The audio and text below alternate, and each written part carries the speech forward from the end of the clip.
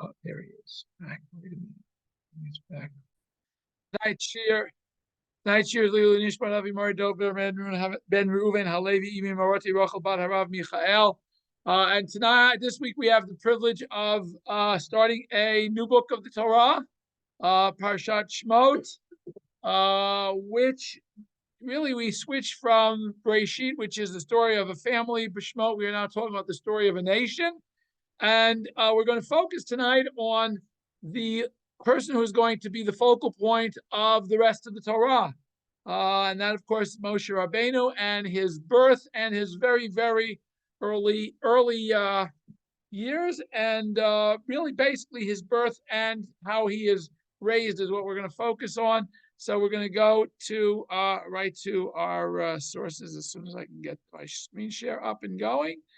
And we're going to be focusing on basically chapter 2 in parshat Shemot, except for the last. We're going to start with actually the last verse of chapter 1 of parshat Shemot. As soon as I get everything here organized, which is not organized. Give me a minute here.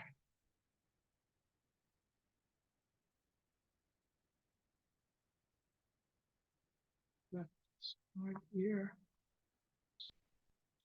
Share. Now I'm having technical difficulties. Okay, away we go. Here we are, back where we should be. And we're going to start, as I said, we're going to start with the last pasuk of Perek Aleph. So the beginning of Perek Aleph, of course, talks about how the slavery begins. And ultimately, at the end of Perek Aleph, we find Paro commanding, Paro commands everybody in his nation, saying, Ben hayilod, every son that shall be born, hayaorat hashlichu, shall be thrown into the river, but you can let all the daughters live. Again, remember, this is after his failed attempt to get the midwives to kill all of the boys. He gives up with that route and decides to just take matters into his own hands. So at this point, the Torah tells us about an individual who, even though we know who it is, in this story, everybody is anonymous, except for one character whose name we don't get, but we do know who she is. And ultimately, as I said, we're going to find out who all of these people are in next week's parsha when we get all of their names and their genealogy is given. But for now, it's almost anonymous. Pasuk Aleph tells us, "Vayelech ish mi beit Levi," a man from the house of Levi went, "Vayikach et bat Levi," and married a daughter of Levi.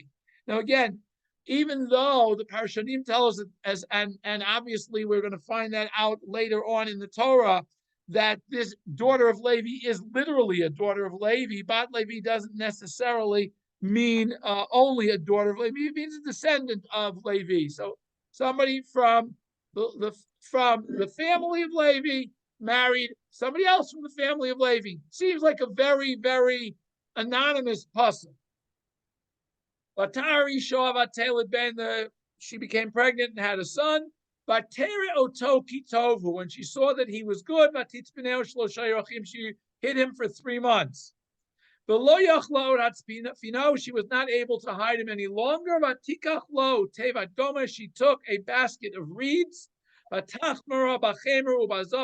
she smeared it, covered it with mud and tar. She put the child inside the basket, and she placed the basket among the rushes along the side of the bank of the river. Verse 4, his sister stood from a distance to know what would happen to him. So Paro's daughter came down to bathe on the river, or at the river, or near the river, but al hayar means literally upon the river, on top of the river. The narotel chod al yad hayar. However, her maid servants were walking on the bank of the river. Vatere and hateva b'tzoch hasuf. She meaning bat paro, not her maids, saw the basket in the middle of the reeds. Vatishlachet amata, she sent her ama, her maidservant, vatikochea, and she took the basket. Vatiftach, she opened it, vatireu et hayelad, she sees the child, v'hinei nar bocheh, there is a young boy crying. Vatachmol alav, and she had mercy upon him. Vatomer, and she said, Mialdeo Ivrim zeh, this is clearly a child who belongs to the Ivrim, the Jews. Hebrews, okay, Ivrim or Hebrews, yeah. Ivrim literally means Aver, either descendants of Aver, who was a descendant of Shem, who was a descendant of Noach, or Ivrim could be that they came from the other side of the river, from the side of the river. How we get the name Ivrim, but yeah, I guess Ivrim is generally translated as Hebrews. Okay, but suddenly his sister says to Paro's daughter, "Ha'elech, shall I go? V'karati lach isha mineket, and call you a woman to nurse mino ivriot from the Jewish women. V'teinik lach et hayolad, she will be able to nurse the child for you." But Tomer bat Paro lechi, but Paro's daughter tells her, "Go."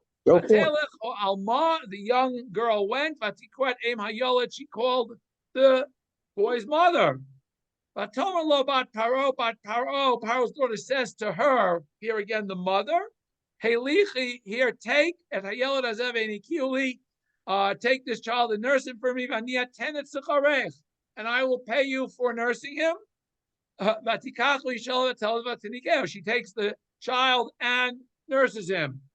Now, again, we have to just understand that generally nursing was for a period of 24 months, was the standard nursing period. There were those who nursed longer, those who shorter, but the standard period, if it doesn't say anything, was, as was understood, was 24 months. But Yigdal Hayelad, the boy grew up, bat Paro, and she brought him, she brought him to Paro's daughter, but Lot Levain, and he became to her as a son. Vatikroshmo Moshe, she called his name Moshe. Vatomer, she said, Kimina Mayim Mishitiu, because I have drawn him from the water. Okay, wonderful story. It's a story we're all pretty much familiar with. We all know the story of Moshe and growing up. And I'm going to raise a couple of questions, and I hope we'll try to answer them because we're going to go through some a very interesting look into Rashi's laboratory today. We're going to quote a medrash, and we're going to go and see how Rashi utilizes this medrash, which describes this whole story, as the basis for many of his comments that he's going to make into the story. But when we have learned this story so many times, we've seen it so many times, we know it as kids, and we already have the visions in our brain. But if we would stop and step back and look at this story, we would say, wait a minute, what's going on here? What is the mother's motivation? What is Paro's daughter's motivation? What is going on, and what is the Torah telling us? Why is it going into all of this detail about how this happens, about what happens here to make this point, and what is it trying to teach us? That's the bottom line that we always want to try to understand from the Torah going into the story. Why did it just tell us? Why do we have to have this whole story about Moshe to begin with? We don't have a birth story about Avram. We don't have a birth story about virtually every other person. Yes, Yitzchak's mentioned at his birth that Avram and Sarah have a child. Yaakov is mentioned at birth only because he's hanging on to Esav's heel. The tribes are mentioned at birth, but there's no long birth story about what happened. Only in this case of Moshe Rabbeinu, and later on we'll see a little bit. The only one who even has a small parallel is perhaps Shmuel Hanavi, who has a similar, perhaps, to Yitzchak story. But we don't generally find a story of infancy, birth of anybody in Tanakh. It seems totally out of place. Again, as I said, we're so used to it because we learned as kids it's a story that we know. But it just seems totally out of place here. And if we are going to have the story, why are all the people anonymous in it? What is that whole thing? Nobody has a name until Moshe is given his name. She's given the name Moshe. He's the only name that we have other than Bat Paro, Bat Levi, and his sister and his mother. That's how they're called. So we're going to go. The Gemara in Sota is the right side of the page. Left side of the page is Rashi. And we're going to go by pasuk and go through this story, how the Gemara analyzed this story, and we'll see that Rashi draws very much on this story in his commentary. So the Gemara begins with the following. Rabbi Yossi bar Chanina. Yossi bar Chanina said the following about this verse. Firstly, we started one pasuk before. Paro commands everybody, saying that all of the children, all boys, are thrown in the river. And Rabbi Yossi bar Chanina wants us to understand that af al amo gazar, that there was a period of time where the decree extended not only to the Jewish males, but even the Egyptian baby boys who were born were to be thrown in the river by Paro's decree. Now Rashi is going to elaborate on this here, even though the Medrash is not going to elaborate on this until later on in the Medrash, but I'm going to read it from Rashi, and then we'll get back to the rest of the Midrash. But Rashi, again, he takes the words Af Alehem Gazar, is a paraphrase of the Midrash Af Alamo Gazar, even on the Egyptians, okay? And the reason he says that is because if we look in the verse, it says Kol haben hayilod, every son that is born. It doesn't say hayilod like Yehudim. Every son that's born among the Jews should be thrown into the Jews, or the Ivrim, as they would probably have been called. It says all males born are to be thrown in the river. Now Rashi says that with this, by the way, this decree was only in effect for one day. What was that day? Yom Shenolad Moshe, according to right now in the Rashi here. The day that Moshe was born, Amrlo Itztagninov, Paro's astrologers said to Paro, Hayom Nolad Moshian. Today, the one who's going to save the Jewish people is being born today. They had very good astrologers. They were pretty good. They were right on. But they weren't perfect. Why? The Ein on the Yodim imi Mitzrayim imi Yisrael. We really don't know if he's going to start his life as a Jewish child or an Egyptian child. Why? Now I'm going to go back and say what the Parshanim and Rashi have to say. Very simply, the reason they couldn't tell is because the stars weren't clear. He's going to be raised in the palace. Is he Egyptian or is he Jewish? Okay, his mother, a birth mother, is Jewish. His adoptive mother, she's somewhere in the palace, very well connected. So they couldn't really tell no matter how good astrologers they were. The stars were very confused themselves. They didn't know what they were talking about. So that's why they couldn't really tell. There were signs pointing that he was an Egyptian. There were signs pointing that he was going to be a Jew. So they really couldn't tell where he was going to be born from. And they added another piece of information, which, as I said, I highlighted in blue because we're going to see it later in the Midrash. We'll see this basis of this point in Rashi. Anu, and we, the astrologers, were able to see Shesofo Lilkot B'mayim, that he will ultimately be punished through water. How is he going to, quote, meet his end? Through water. Lefikach, therefore, Gazar Oto Yom Afal HaMitzrayim, that day, the day that Moshe was born, even Egyptian babies that were born, males that were born that were thrown in the river, he doesn't say that we're born among the Jews. The Haim lo hayu yodim. By the way, Rashi now gives us the rest of the story. Why? If the astrologers saw that he was going to be punished through water, that had to be right. What does that mean? What kind of punishment through water did Moshe have?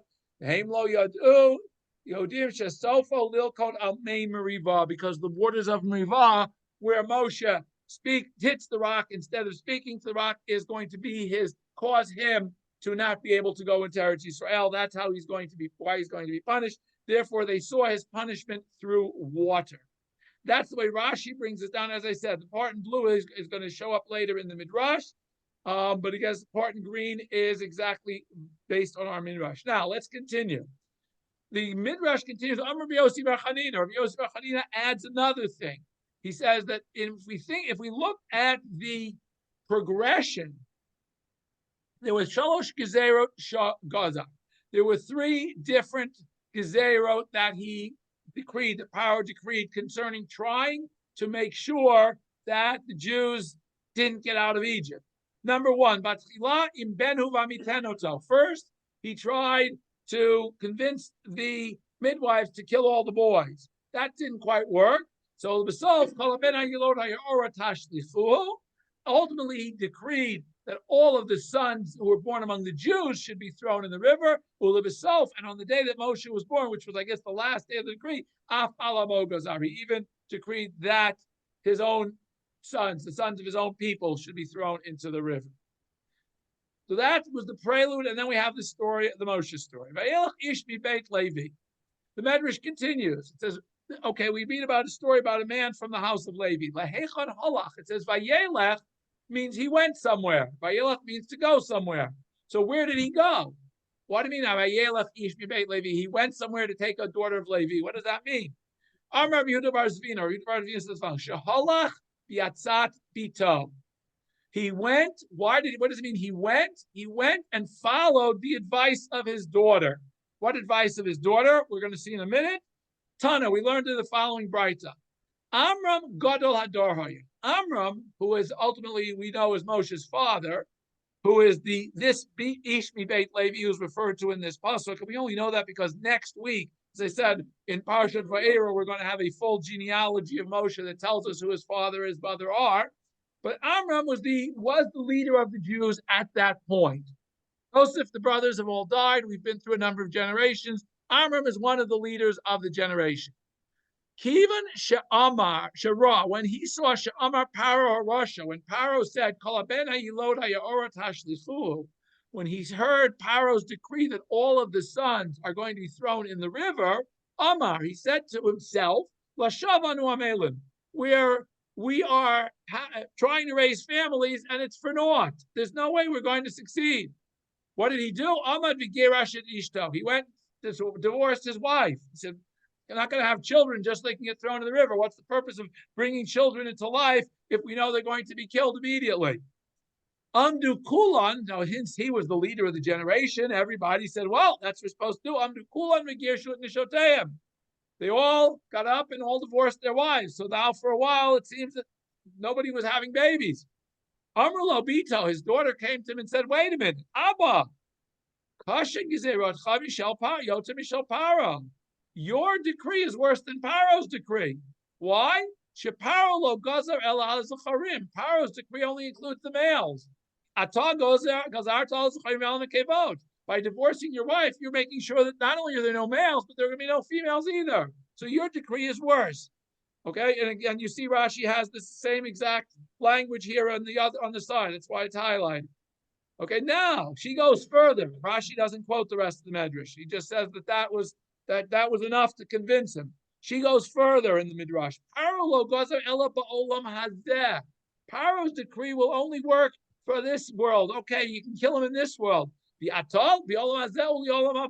And you, by denying them life, even for a short period of time, you're denying them the ability to be born and perform mitzvot. You're denying them olam haba too. So your decree is worse than Paro's. Now she gives a third thing in the Midrash. Paro Harasha, Paro, the wicked Paro, Safek mitkayemet gzeirato, Safek eno mitkayemet. It's possible his decree will be fulfilled. Maybe, maybe not. Who knows? But the Egyptians will be diligent.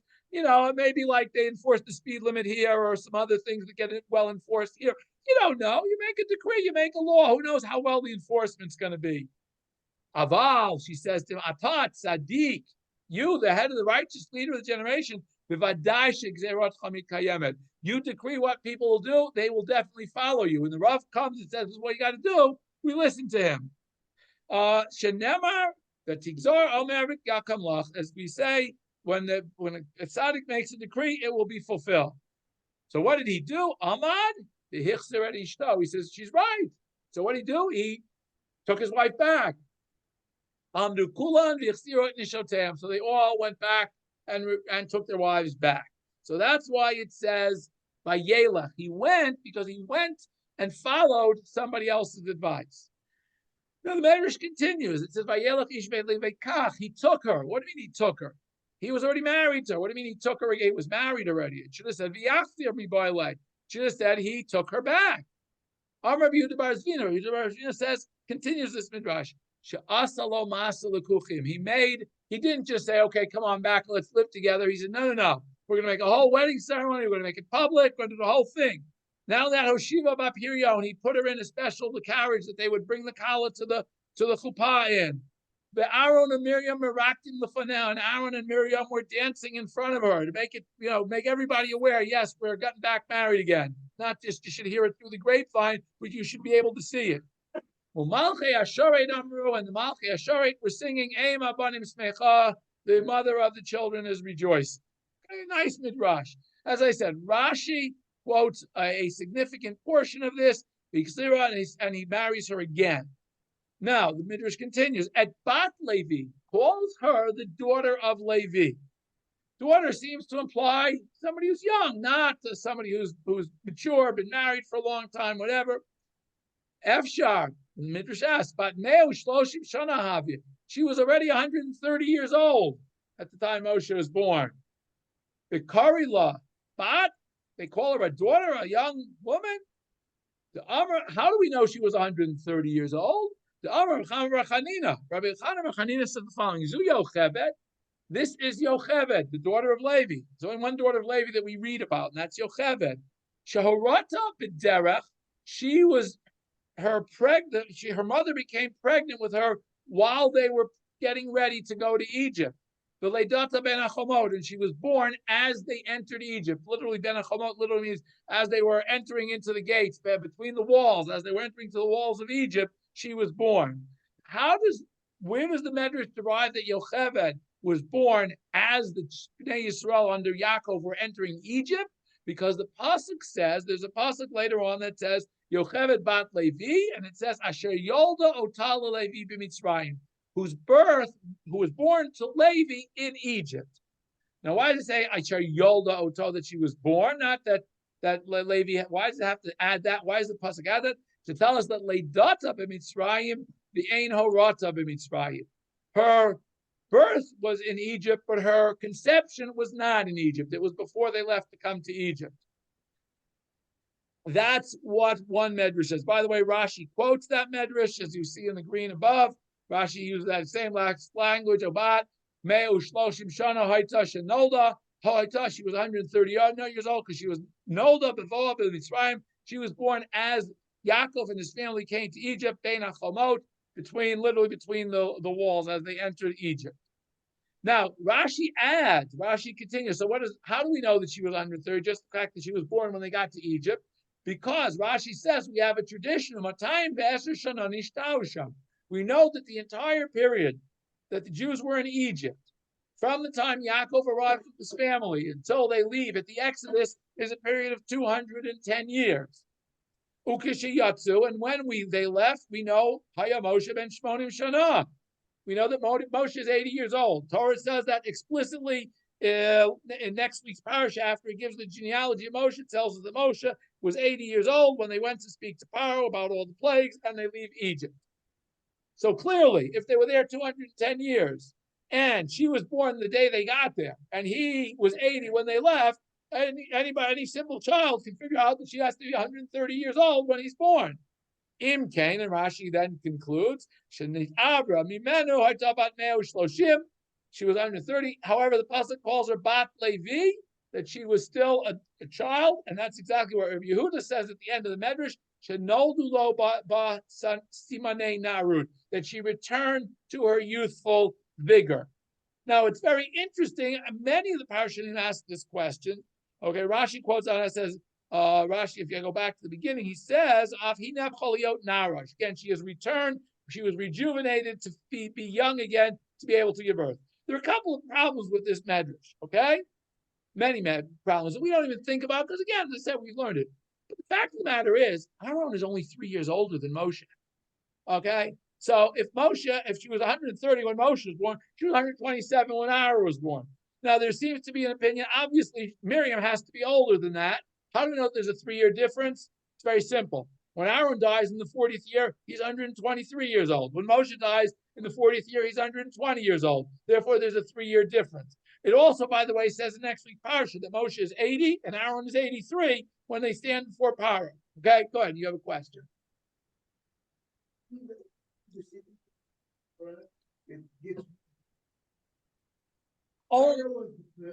Okay.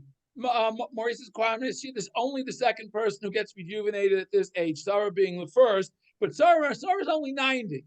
And that's exactly the point. The Parshanim, and I'm not going to quote any of them tonight, but the Parshanim have a quote field day, of question. Wait a minute. The Torah makes a big deal about the fact that Sarah's 90 and she gets rejuvenated and has a baby. and we don't even find this. This is all midrash. The pasuk doesn't say anything about, oh, she was 130 years old and she had Moshe. Doesn't say anything about it. And secondly, the fact is Aaron's only 3 years older. So it's okay. So it's not, once she's had a child at 127, no 130 is no big deal. Once she's had a child at age 127. So the question well, she had 124 and 127. Wait, Alan, wait a second. There's another midrash which you said she had a child at 124. That's what Alan just said. That would be, of course, Miriam. Now we know, as the Medrash already quoted, that Miriam was old enough to tell her father that, hey, you made a mistake here. So, and she's older than Aaron. Yes, and that's what the Medrash says, that she was 6 years older than Moshe and 3 years older than Aaron. So clearly, Yocheved didn't have any children her first 120 years of life. We don't know about him anyway. Then suddenly at 124, 127, 130, she's having kids. And the Torah doesn't say anything about it. And that's why many of the Parshanim have a problem with that Medrash, that, however, even so, and then this is exactly what the conclusion of the Midrashim is, no matter how you slice it, between either Levi has a child at a very old age, or Yocheved is very old because they're only there 210 years. You have a 130-year period where either, if she was a young, let's say she was in her 30s when she has Moshe, Aaron, and Miriam, as we might have thought, that means that Levi has died already, 100 years, whatever, the X years before that, and therefore there's a problem with somebody's got to be very old in this story, and the Torah doesn't mention it. And that's now, I think it's Ramban says, it's okay that the Torah doesn't mention it. The only reason the Torah mentions that Sarah is specifically rejuvenated is because the angels, because this was a special miracle from Hashem, that the angels performed that, and the angels announced this miracle, and that's why the Torah makes a big deal about it. Here, it was kind of, under wraps. It was not a big deal, and that's why the Torah doesn't make a big deal about it. But again, the point is that we have a story that we often, just take face value. Oh, Yocheved had a son, Moshe. Yeah, she was 130, so what? Big deal, The point is, we have to stop and think about it. That this is where we're going with this. Okay, so she becomes pregnant and has a son. Now, the Medrash adds, by the way, she didn't become pregnant after they remarried. She was already 3 months pregnant, according to this opinion. Okay? Amar Rabbi Yehuda bar Zvina. Why does it say, if that's the case, why does it mention that she became pregnant after they remarried? Why does it say? She could have just said she had a son, because she was already pregnant. But Rabbi Yehuda bar Zvina says the reason it says that is makish leidata lehorata. This is to compare her pregnancy to her birth. Mahorata shelo b'tzar, just like getting pregnant, there's no pain. Af leidasa shelo b'tzar, was so she gave birth without pain.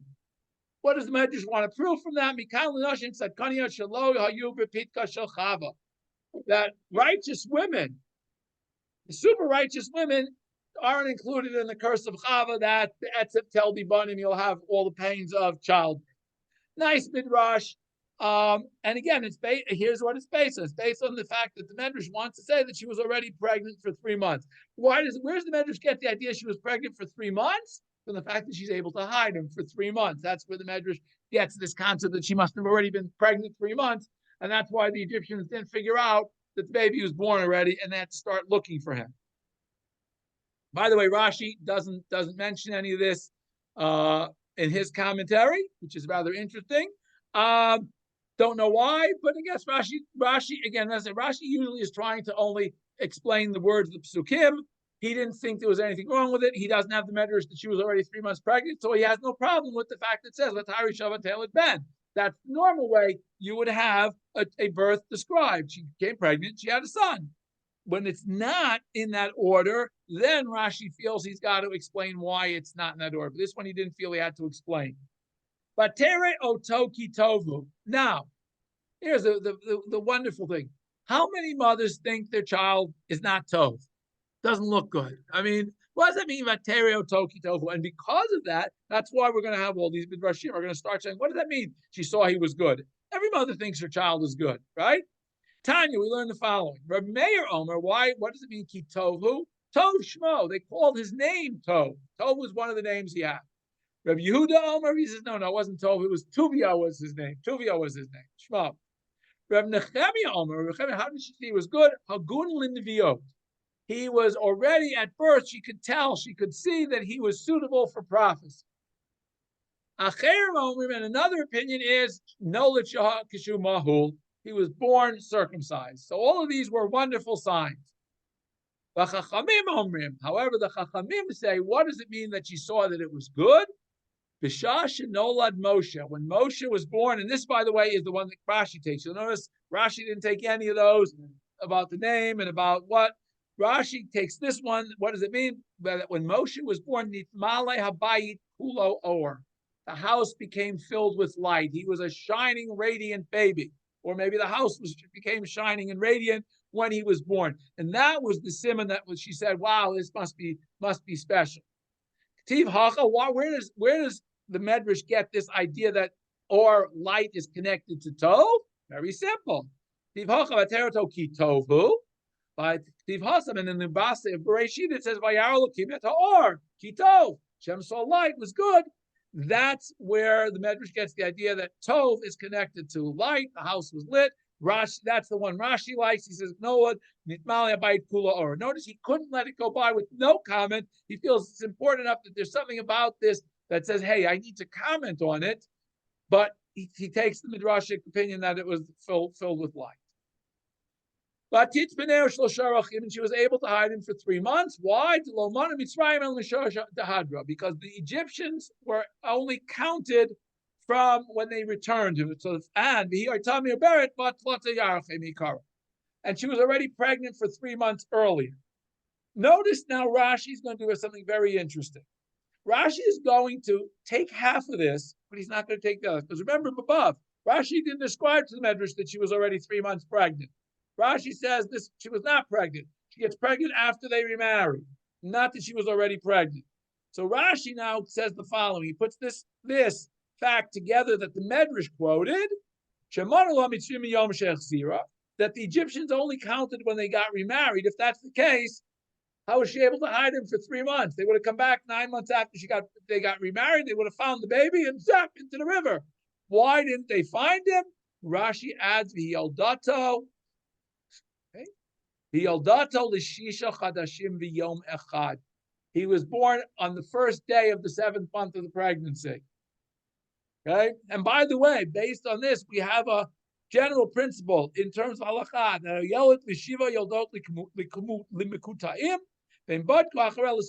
they didn't come until 9 months after they remarried. The baby was born on the first day of the 7th month of pregnancy. He was 3 months premature, and we know that there seems to be a halakhic basis for a child who's born in the beginning of the 3rd trimester is a healthy child and is a viable child. It may be a little bit small, but they will be a viable child. As opposed to back then, it seems that the Medrash seems to have a whole halach from somewhere else that any child born in the 8th month is not a healthy baby, because yet being born in the 7th month of pregnancy is okay. Being born in the 8th month is not. Today, it seems as though because of whatever the nature of women in pregnancies has changed. I'm guessing that is what we would have to answer to those midrashim, but that's how it seems to be. But again, Rashi is forced to say that the baby was 3 months premature, because otherwise the Egyptians would have found that she wouldn't be able to hide it for 3 months.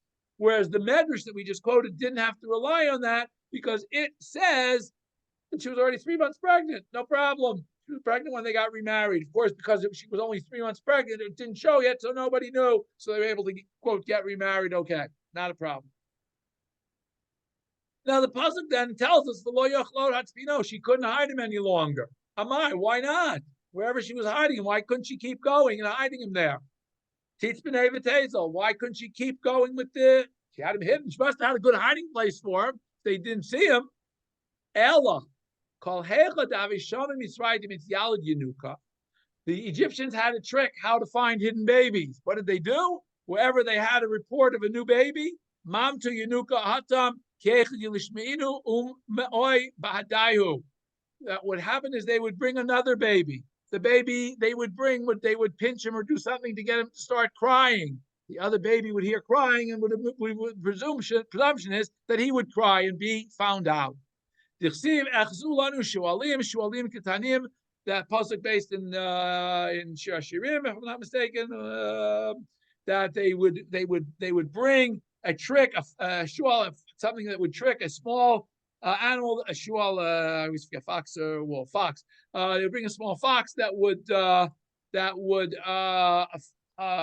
find a baby wolf, a fox, to find out and grab us. That's what the pasuk says. So, but again, that's what the Midrash says, that's why she couldn't hide him any longer, because she knew the Egyptians were going to come and try to get him to cry.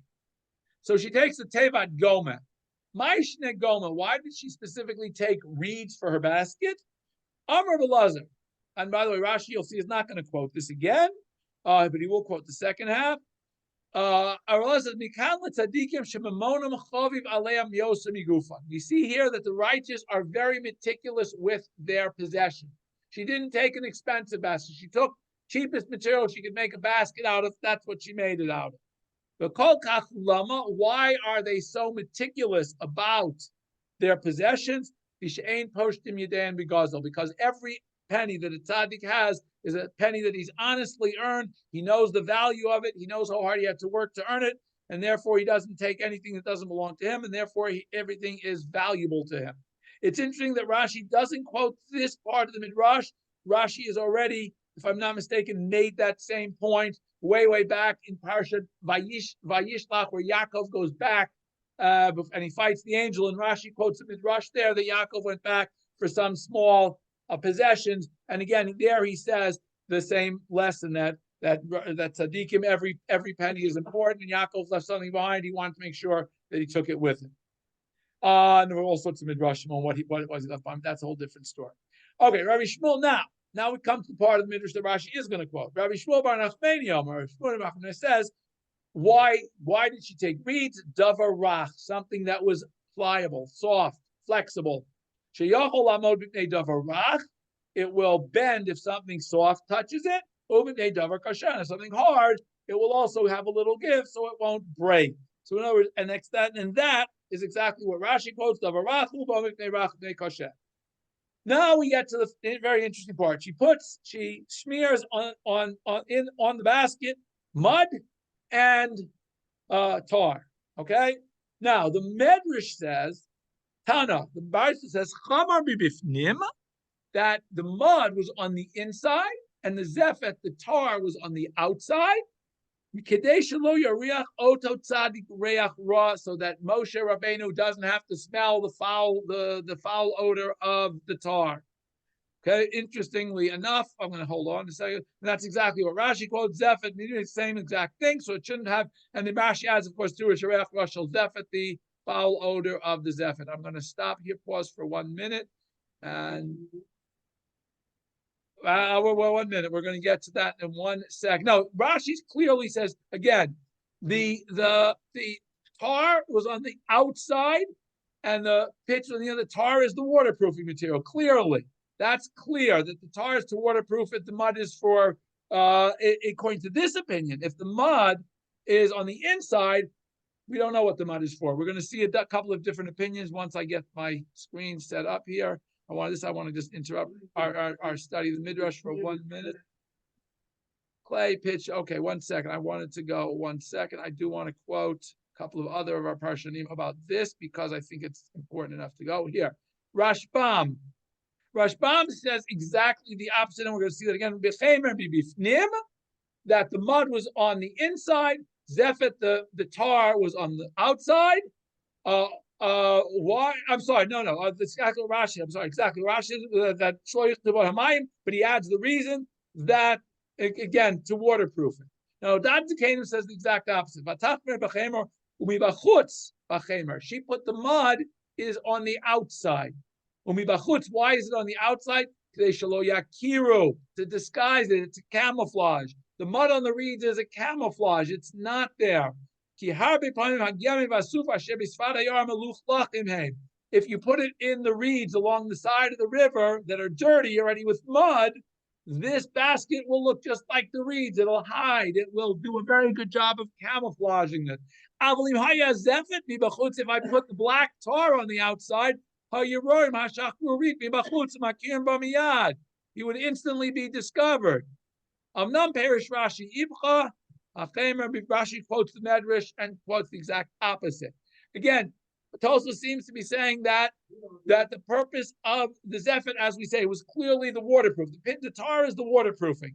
Question is, do I waterproof it from the inside or the outside? Tosa, it had to be inside because otherwise it would have given away. His hiding place would have been given away. Chizkuni, it says similar to Tosa, but he adds a little bit more. Tevet Gomer, why reeds Hayadoma Lesuf Shenishlavbo? Same thing we said before, that the reeds are chosen because they're going to look like the reeds that she's planning on placing the basket in.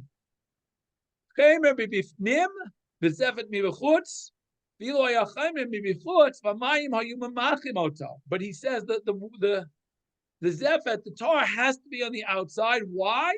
Because if the zefet, the tar, was on the inside, the water would have come through and it would have disintegrated the tar, and they would have ruined the reeds. But that's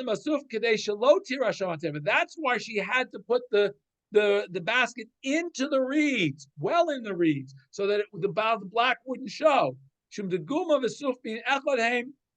And therefore, okay, that was it. Now Chizkuni goes further. He says, what was the whole purpose? What is Yocheved thinking when she puts the basket? We all assume she put the basket there because she didn't know what was going to happen to it, right? But Vedanta Liganvo Misham, she intended to, quote, steal it back from there after the inspectors left.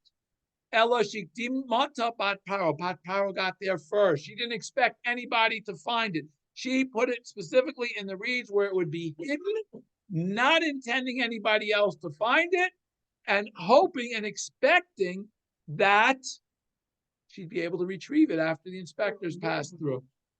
Miriam was watching, but that's how she knew that somebody else had taken it. But she was anticipating that Miriam would stay there, make sure everything was clear, no inspectors came and found the basket. While the inspectors came to the house, everything would be fine. So if we think about that, then at least we have an understanding from Chizkuni's perspective. We have an understanding as to what was Yocheved, what was his mother thinking by putting him in a basket. She was thinking to save him, not that he was going to be found by Bat Paro, who was going to have mercy on him, but she was expecting to go and retrieve him after a brief period. Now,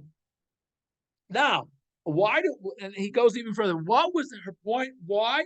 And he says that in reality, why did she not expect anybody to find the basket? Because al sfat hayaor,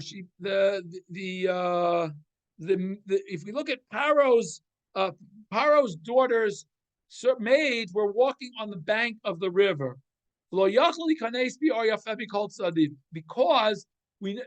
Because of the reeds, you couldn't just walk in from the beach into the Nile to go bathing. Rak mitzat sfat hanahar, only from the bank, a different bank of the river. And that was where Paro's daughter was. They were walking on the upper bank. She was down by the beach. She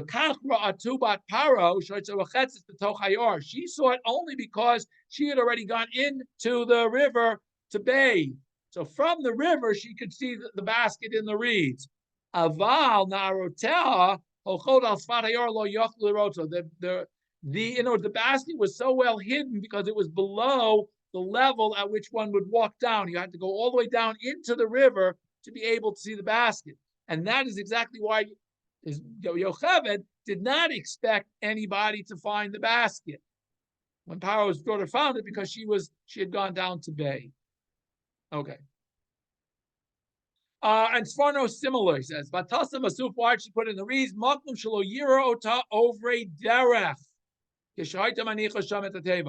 This way, people who were passing by along this bank of the river would not see it. That's why she chose it to be in the suf.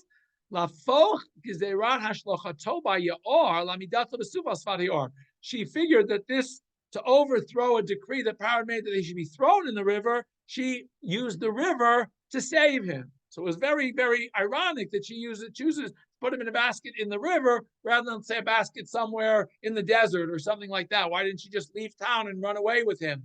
But she goes specifically because she had a plan to hide him in the river till the inspectors pass by and then come back. Okay. Again, continue with Sforno for 1 minute, and then we'll get back to our midrash. L'deya, she sent Miriam there to know what would happen to the child. Shechashva sheyikacheu eze mitzvah kishara sufi. She figured even if somebody finds him, finds the basket, they will assume the foundling, like any other foundling. Ki rabbi masufim ayubin tzvayim b'li safek. There were plenty of foundlings who mothers just didn't want to take the pains to raise in Egypt, probably because who knew who the father was? Why? There were no father around. They were sleeping with everybody in town. Everybody was sleeping with everybody. Nobody wanted to take care of kids. They just wanted to have fun. So everybody threw their kids in the river. So she figured somebody would find it.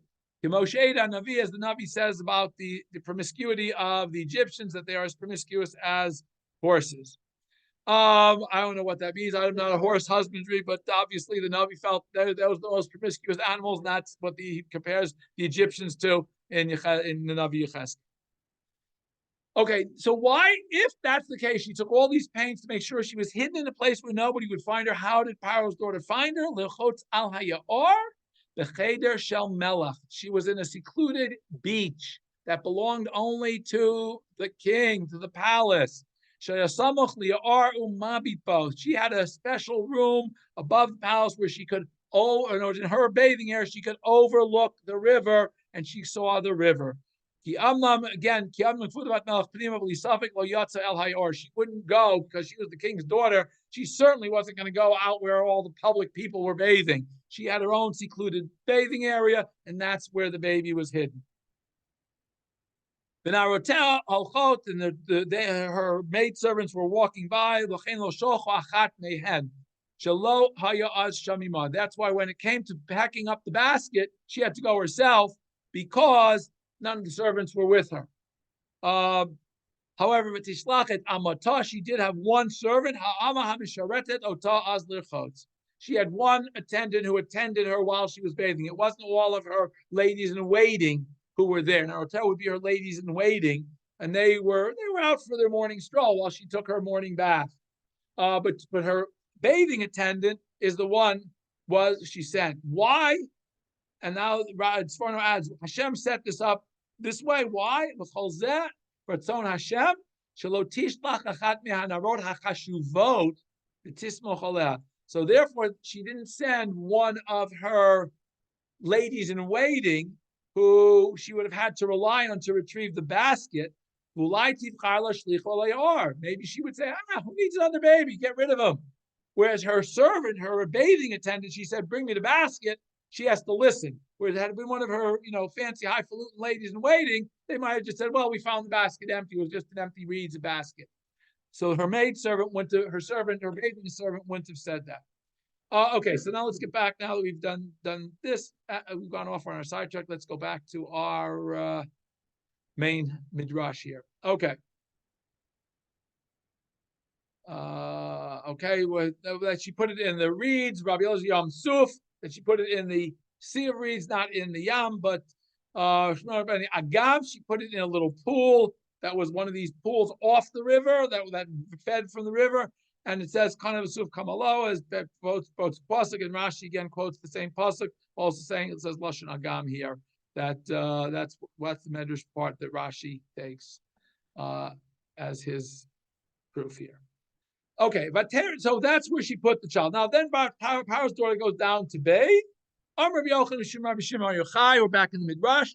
Melamed, what does it mean? L'chotz al hayar. Why does the Torah say that she went down to bathe the water? What else did she go down to the river for? She went down to, okay. But he says, but the fact is, l'chotz to bathe. Melamed sheyardo l'chotz mikilulei aviyah, that she went down to wash off the impurity, the idolatry of her father. If Hashem will wash away the filth from the daughters of Tzion. So he says that this word lirchotz alludes to the fact that she didn't want to have anything to do with Paro's idolatry. Rashi quotes just quotes the explanation of how the words fit in. We'll skip that for a minute because we're running out of time here. Al yad hayar, again, Rashi says eitzel hayar. Al yad doesn't mean the hand of the river, but nearby, and we have many times he says where it's yad. But now her servants or her ladies were walking. Now, Rabbi Yochanan brings a very interesting medrash, and Rashi, you'll see, quotes it. Ein halicha zu ela lashon mita. This that her ladies in waiting were walking is only to allude to the fact that they were going to die very soon. Because we see halicha, the word holech is connected to death. That's what Esav says to Yaakov. What do I need this before? I'm going to die. So holech is connected to death. Now Rashi is going to add a little bit. Why? Okay, holchot lamut. Why? Because the Narot, when they saw her picking this baby up and wanting to save it, they objected to it. Vakatuv Messiah Lanu, the verse proves it. Lichtov, Ki Lama Lanu Lichtov, and Arotel Ochot. What do I care where her Narot were? It's not part of the story. What do I need to know about her Narot? All I need to know is about her. Who cares about what her Narot were doing? The fact that it mentions this, Rashi says, alludes to the fact, and as this Medrash says, that they objected to her saving the baby, and she said, tough luck. And here's why. And the Medrash, which Rashi very just briefly quotes, goes into this in depth. Even the Chazer, once they saw the Kabbalah Liatzule Lemoshe, that Shebat Paro's daughter's intent is to save this baby. Amrullah, they said to her, if you're a Taino, excuse me, pardon us, madam, our boy. I mean, Hago Shalola, the normal course of the world. Melech Basar Adam goes a Gezerah, a king of flesh and blood has a decree. If the whole world ignores the decree, his whole country ignores the decree, at least one of them, at least his immediate family keeps the decree. That's what he asked them to do. The ad and you are going against what your father's decree that the Jewish children should be killed. Here you're saving the Jewish child. Not only are you not killing it, you're saving it. If you left it out there to die, fine. Okay, I can say at least you didn't do anything. You didn't go one way or the other. But here you're specifically taking it to save it. That doesn't make sense. Ba Gavriel v'chavtan b'karka. So Gavriel came and just splattered them all into the ground and buried them. That's what it says. Chavtan b'karka means he smashed them into the ground and broke their heads, basically, or whatever. Anybody you want to translate them. But that's what it is. Chavata bekarka.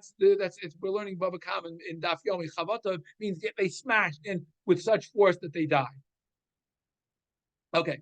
Now vatishlachet amata. So she sends her amata. Now the word amma has a number of different meanings in Hebrew. It means a forearm. Amma. That's how we measure an amma. Amma is the length from the elbow to the tip of your middle finger. It's your forearm. Okay, Amma also means a female servant is an Amma. So what does this Amma mean? When it says she sent her Amma to take this basket.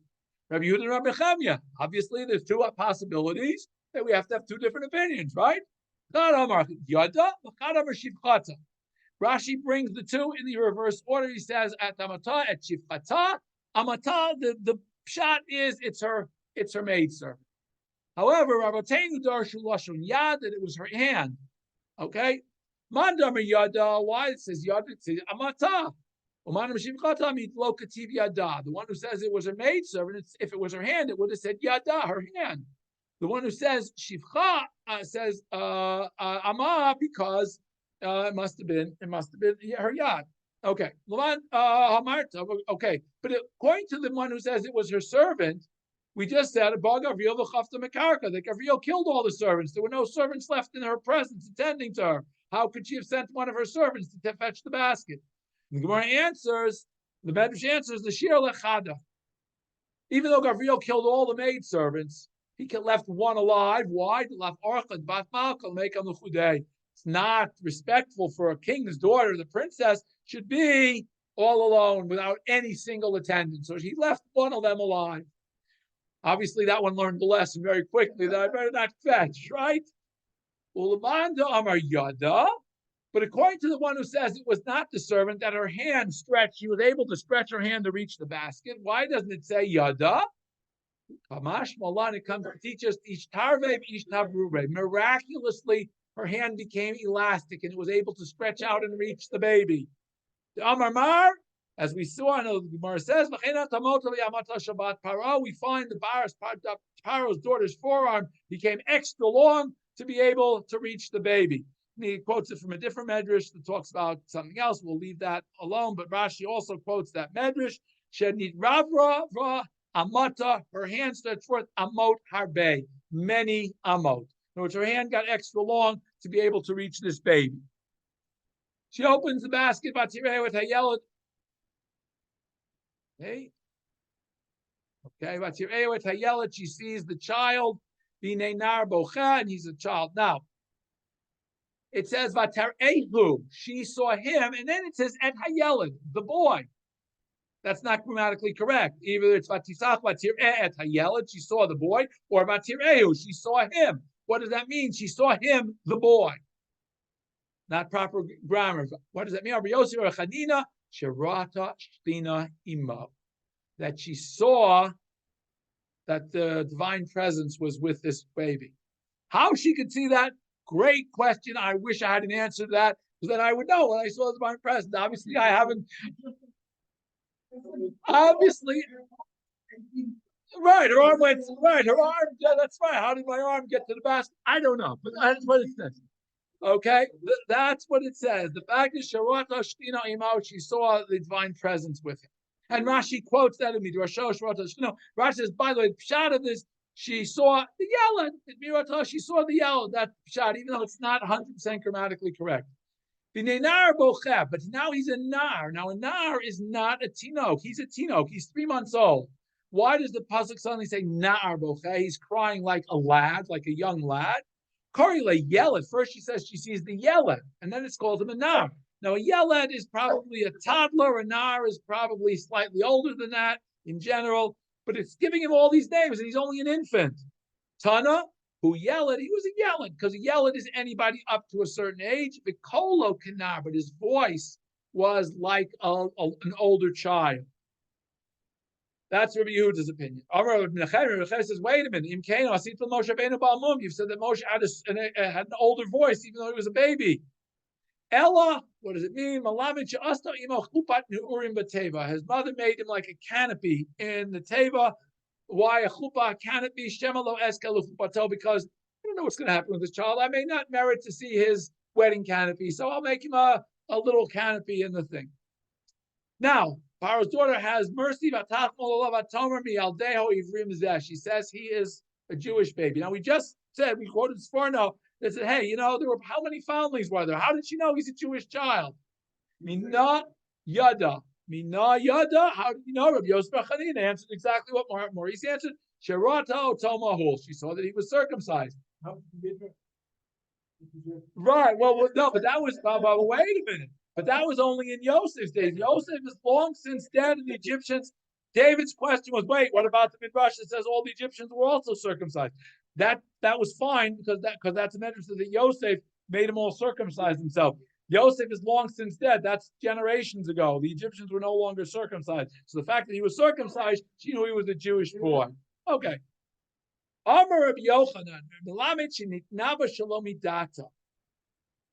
that she was able, she prophesied without knowing that she was saying something prophetic. Then no fail, this one will fall, but another one won't fall. Hainu d'amar Eliezer, Hamai d'chsiv ki yomar lachem d'shul v'yardim ha'mitzaptim ha'maginim. Go and ask the soothsayers, the necromancers, and see what they know. Sofim de'eno yodim atzofim. They see things, but they don't know what they're seeing. And now he's going to quote the other part of the medrash that we had at the beginning about the astrologers. They can see, they can perceive things in the stars and in their tea leaves and whatever else they're using to forecast the future, but they don't even know what they're seeing. They saw that the one who's going to redeem Israel was going to be punished through water.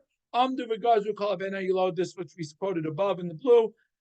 They stood and decreed that all sons should be thrown in the river. However, even the Shadya Moshe, once Yocheved put Moshe in the basket in the river, all the astrologer signs got confused and confounded. Amru, Tulo Chazina, and Kiau Simona. They said, we no longer see this sign that he's going to be punished through water. We no longer see anything with this water sign. It suddenly disappeared. What happened? Suddenly the decree was rescinded. They didn't realize that he was ultimately going to be punished through Mei Merivah. Okay, we'll skip the rest of this because our time is up. But basically, the rest of the Midrash basically says, we see that, what does it mean, Hema? These were Mei Merivah. That we saw, these Mei Merivah were what Paro's astrologers already saw years ago that Moshe was going to be punished through. We'll stop here. But at one point I want to make through this whole story, and this is why I wanted to focus on this story today, is that if we look through this story, one of the things that stands out is the fact that clearly Hashem is involved in Moshe's birth and Moshe's survival. There's no question about that, as we see from the events. But the thing that is also equally clear, that we need human players, that Hashem relies on human messengers. Yocheved, his mother, who takes these steps to save him. His sister, Miriam, who makes sure that he's going to get a proper nurse properly. And of course, Paro, who is, I guess, the heroine of all of them, who takes a stand, is willing to flaunt her father's decree because she knows that there's a moral God, that there's ethics, there's morality, that the world isn't just the power of the jungle, that humans have a higher responsibility. And to learn that from Paro's daughter, where we should be the one teaching that to the world, I think is really the reason why the Parshanim say, whose name throughout all of Torah, there's only one name that this prophet that was just born that we read about is going to be called. He's only going to be called by Hashem Moshe. Doesn't use any of the other names. By the way, the Medrash lists 10 different names that he has in addition to Moshe. Okay? And the only name that Hashem uses in the Torah for this individual is Moshe. Why? Because Paro's daughter called him that name, and she is the one who was willing to stand up, take a great risk to herself, and do what was right. And I think, especially at this point in time where we have so many people in the world who don't understand the difference between right and wrong, very, very powerful story, a very, very powerful lesson from somebody who wasn't even born a Jew. And it's to teach us that we have a responsibility, but that we also have responsibility to recognize those who helped us and who acknowledge Hashem, and they don't have to accept and convert and be Jewish. All they have to do is accept that there's a God and that he has expectations of humanity. That's our role. Our role is to teach that to the world. And clearly Moshe is our primary role model in teaching the law to us, that we have to be first well-founded and we have to have a relationship with HaKadosh Baruch Hu if we are going to be able to teach this to the world. So with that, we'll close. I hope and pray that all of our chayalim should come home, should be safe. And all of us, Hashem should protect all of us, and that we should go about our job of teaching the world what it is to be God-fearing. Open up at this point for questions, comments, and feedback. Anybody? Any questions, comments? Okay, if not, I will say thank you all. Have a good rest of the week. And Be'ez Hashem, next week we'll be back to our regular Wednesday night, Be'ezrat Hashem. Laila Tov, and have a good rest of the week all. Bye-bye.